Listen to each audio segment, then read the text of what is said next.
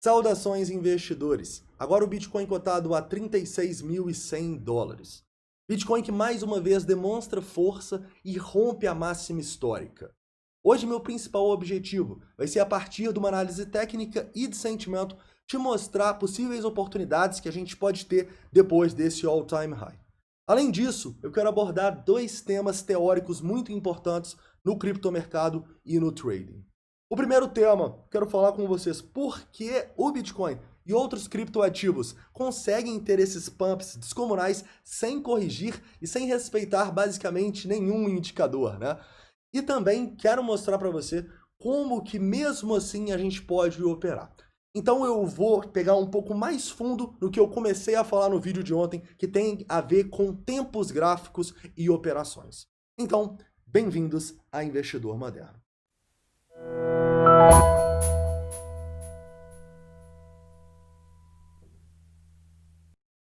Investidores, primeiramente eu gostaria de explicar para vocês por que eu não estou aparecendo nos últimos dias e por que a minha voz está um pouco estranha, um pouco rouca, né? Eu tô gripado e tô em quarentena, ainda não fiz o teste para Covid, mas ainda não estou no estúdio para gravar. Por isso eu não estou aparecendo e a voz está um pouco estranha, por isso eu peço desculpas aí e a compreensão de vocês, tá bom? Dito isso, vamos para a nossa análise aqui, análise que vai começar no 4 horas da Binance Futures. Inclusive, muitas pessoas perguntaram no último vídeo qual corretora que nós operamos aqui na Investidor Moderno e que a equipe da Belo Trade opera. Nós operamos prioritariamente na Binance, e se você quiser criar uma conta com 20% de desconto nas taxas no Spot, eu vou deixar o link no primeiro lugar da descrição, tá bom? Se você for um trader mais avançado e também quiser operar os futuros, é o link de baixo, aí você tem 10% de desconto. Mas beleza, 4 horas da Binance Futures, lembrando que os dois temas teóricos, eu vou colocando eles à medida que a gente vai fazendo a análise, tá bom? Vamos lá. Bitcoin que claramente está muito esticado, né, investidores? Bitcoin que basicamente não corrigia na nossa média 72 há muito tempo, e a gente teve aquele dump ali abaixo dos 27 mil dólares. Mas vocês podem ver que qualquer Fibonacci que a gente traçar, o Bitcoin ele basicamente não está respeitando. Ele não está respeitando o Fibonacci basicamente nenhum, né? A gente teve um respeito aqui do 0,382, né? Mas pelo menos dos mais significativos a gente não consegue enxergar, e isso acontece em todos os criptoativos, né?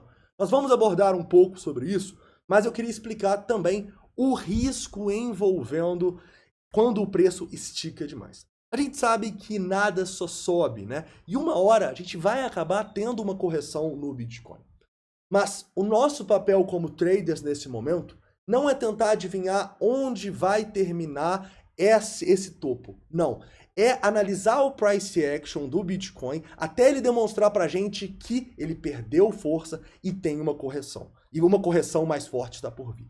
Por enquanto, a gente ainda não tem esse sinal. Esse sinal, como vocês veem em todo o vídeo aqui, a gente explica o que pode acontecer para o Bitcoin ter problemas, né? E olhando aqui no 4 horas, eu realmente não vejo grandes problemas no Bitcoin. Fica até difícil de colocar zonas de suporte, porque a gente não tem tantos suportes significativos até a região dos 24 mil dólares, tá? Então eu já vou para uma hora para mostrar para vocês qual é o ponto que eu acho que o Bitcoin não pode perder para ter problemas, né? Eu acho que são dois principais pontos, tá bom? O primeiro é essa região dos 31 mil dólares, e é uma região de ponto de controle da última semana. E o segundo é essa região de topo importante que a gente formou ali abaixo dos 28.800 dólares, tá? Esses são os dois principais suportes de longo prazo do Bitcoin. Longo prazo eu tô falando 4 horas, né? Para tendências semanais, digamos assim. Deixa eu até chegar mais próximo aqui no 1 hora para você ver. O grande suporte que a gente tem nessa região dos 31 mil dólares é o ponto de controle do curto prazo, tá bom? Então, enquanto não perder esses 31 mil dólares, caras, é difícil fazer operações de short. A gente deve tentar fazer mais operações de long, correto? Inclusive, a gente teve um triângulo simétrico que foi rompido para cima hoje, e a gente vai falar sobre ele daqui a pouquinho. Mas antes de pegar um pouco mais pesado na análise técnica, eu quero continuar mostrando para você um pouquinho do risco que a gente está nesse momento. Porque a gente não está apenas distante dos nossos indicadores, mas outros indicadores também começam a mostrar divergência. Nesse momento a gente tem uma divergência aqui no RSI no 4 horas. Vamos até ver aqui no diário. E no diário não está tão claro assim, mas tem uma divergênciazinha, né? Muito mais clara no 4 horas. Então a gente tem uma divergência e esses momentos são momentos arriscados, ainda mais levando em conta que os volumes aqui não estão muito significativos, tá bom? Então nesse momento, assim, compras de longo prazo no Bitcoin, eu continuo acreditando que a gente tem que esperar um ponto de suporte um pouco mais significativo e a gente vai procurar esses pontos de suporte quando a gente voltar para 1 hora, tá bom? Mas nesse momento eu quero falar com vocês um pouco sobre por que o Bitcoin dá esses pumps e basicamente não volta para testar 0,5 de Fibonacci, não volta para testar média, não volta para testar nenhum indicador. Caras, isso acontece muito porque, na minha opinião, porque as grandes instituições, elas estão ganhando para os dois lados. E eu sempre falo com vocês, estou no gráfico de 4 horas aqui também no TRDR. As instituições, elas sempre buscam pontos onde as pessoas estão sendo estopadas e liquidadas para buscar a liquidez dessas pessoas. Então aqui embaixo a gente consegue ver em vermelho quando as pessoas que estavam em long são liquidadas e em verde quando as pessoas que estavam em short. Então, enquanto as instituições conseguirem captar esse dinheiro para os dois lados, para elas faz total sentido continuar mandando o mercado para cima. Porque enquanto ainda estiver pessoas acreditando aqui que é um topo e shortando contra a tendência, que a gente sempre aprende na análise técnica, né, que a gente não deve shortar contra a tendência, essas pessoas vão continuar sendo estopadas e liquidadas, dando liquidez para as instituições para elas continuarem a alta. Ao mesmo tempo que, por que o preço não tem uma correção tão significativa? Por que ele não começa a despencar? Porque tem muita gente também entrando no Bitcoin em pontos elevados e não colocando stop. Ou seja, o preço tá lá em cima, as pessoas compram e quando o preço cai, essas pessoas são liquidadas, estopadas, gerando o quê? Liquidez para as instituições. Então, é um jogo perfeito para as baleias, para as grandes instituições. Porque elas estão ganhando das pessoas shortando contra a tendência e elas também estão ganhando das pessoas que estão comprando o Bitcoin num ponto muito elevado e não colocando um stop curto. Correto? Posso dar outro exemplo aqui, que vocês pediram muito nos comentários também, do Ethereum. É um exemplo até mais gritante do que acontece. Reparem que no Ethereum, no 4 horas aqui, mesmo a gente estando numa tendência de alta muito forte, existem mais pessoas sendo liquidadas que estavam em long do que pessoas que estavam em short. Então por que o Ethereum está tendo essa tendência de alta tão forte? Porque as instituições estão conseguindo captar a liquidez das pessoas que compraram o Ethereum errado aqui, por exemplo, que compraram o Ethereum errado aqui, e compraram o Ethereum errado aqui. Reparem que incrível, a gente está numa tendência de alta que, teoricamente, deveria nos mostrar mais pessoas em short sendo liquidadas. Não é o que acontece. A gente vê mais pessoas em long sendo liquidadas. Isso tem muito a ver com o motivo dos criptoativos subirem tanto, porque as instituições estão ganhando no erro das pessoas. Ficou claro? Voltando para a análise aqui e indo um pouquinho mais para a análise técnica no 1 hora. Vamos lá. Rompemos esse triângulo para cima, né? E é um triângulo que foi rompido com um volume legal. Inclusive, para quem estava operando aqui nessa hora, foi uma loucura, né? O preço caiu $1.000, depois estourou 1.600 para cima. Foi um movimento extremamente volátil. Vamos para 15 minutos aqui para a gente tentar entender suportes melhor? Reparem que, nesse momento, a gente acaba por criar uma zona de suporte extremamente significativa entre a região dos 35.400 e os 34.400 dólares, tá bom? Isso aqui, para mim, sim, é uma buy zone no Bitcoin, parecida com a buy zone que a gente tinha ontem, no vídeo de ontem, que a gente vai comentar aqui também, tá bom? Então, basicamente, nesse momento, o que eu vejo aqui? Eu traçaria este Fibonacci e veria possíveis pontos de entrada. Já batemos em 0,382, mas eu estaria prioritariamente de olho aqui em 0,5 de Fibonacci, próximo a essa região dos 35.400, onde eu tenho mais confluência do VPVR e das zonas mais significativas do Fibonacci, tá bom? Toda essa zona aqui pode acabar sendo uma zona de acumulação para mim e uma zona que o Bitcoin, se ele der essa oportunidade aqui, e os nossos indicadores confirmarem, a gente provavelmente vai mandar um long lá na Belo Trade. Correto? Então a situação do Bitcoin para mim é extremamente positiva no 4 horas, no 1 hora, no 15 minutos, enquanto a gente não perder essa zona aqui dos 34.400. Se perder esse 34.400 aqui, a gente ainda tem um suporte nos 33.800, tá bom? Mas para mim seria uma armadilha tão grande que não seria tão significativo este suporte aqui. Então, para mim, a zona de suporte que o Bitcoin precisa manter no curto prazo, para não ter uma correção mais forte, é justamente essa região aqui dos 34.400 dólares. Ok? E continuando, né? Continuando agora, entrando um pouco no que aconteceu ontem e também no segundo ponto teórico do nosso vídeo, né? Que é como a gente pode fazer operações em tempos gráficos diferentes. Ontem a gente estava falando com vocês que a gente estava querendo traçar um Fibonacci mais ou menos dessa região aqui, se eu não me engano, né? Talvez era até um pouco mais abaixo aqui. Sim, era aqui no fundo, né? Lá abaixo dos 28 mil dólares. E a gente estava pensando em entradas se o Bitcoin batesse aqui na região importante dos 32.800. O Bitcoin não foi lá. Ou seja, o que aconteceu? A gente não teve a nossa operação no 1 hora. E se o Bitcoin não voltar aqui, o que vai acontecer? A gente não vai ter essa operação no 15 minutos ou até mesmo no 1 hora, né? E, basicamente, quando isso acontece, eu falei com vocês ontem que a gente pode operar as altcoins. Mas eu também falei que a gente pode operar tempos gráficos menores. E eu quero focar um pouco hoje nesses tempos gráficos menores. Por quê? Como eu disse para vocês, eu não cogito comprar Bitcoin no longo prazo agora, porque o nosso long short ratio está acima de 2 ainda, né? Mas, quando eu analiso o curto prazo e vejo a situação de ontem, olha só o que a gente tem aqui, deixa eu até tirar um pouco de linha aqui para ficar melhor para vocês enxergarem. A gente tem um padrão muito claro de continuação aqui, basicamente parece que uma bullish falling wedge, né? Ou um triângulo descendente que rompeu para cima. Enfim, um padrão de continuação da alta que rompe para cima. Eu quero que vocês fiquem de olho no que estava acontecendo no long short ratio quando a gente estava consolidando aqui. Vocês conseguem ver que o long short ratio estava despencando?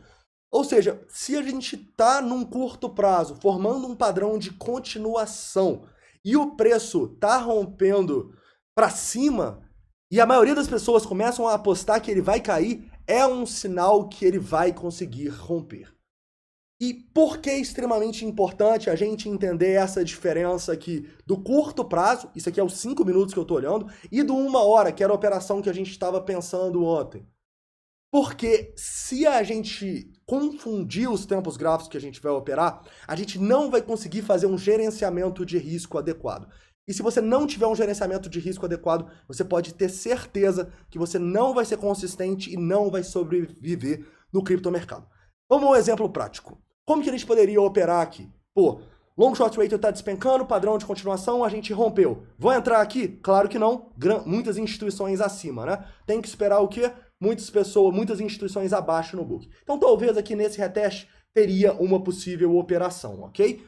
Então, o que você teria que fazer aqui? Você teria que pensar essa operação nos 5 minutos. Então, o seu stop tem que estar condizente com esses 5 minutos. O stop estaria um pouco além, né, deste fundinho que a gente deixou aqui.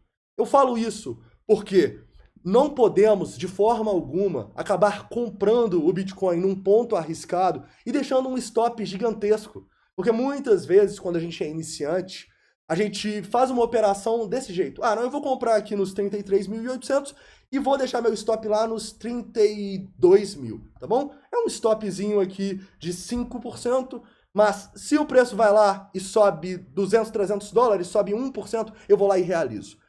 Eu garanto para vocês, isso pode parecer que vai dar certo, mas no longo prazo é basicamente impossível, no criptomercado em especial, você conseguir ter consistência se você tiver operações com risco-retorno assim, tá bom?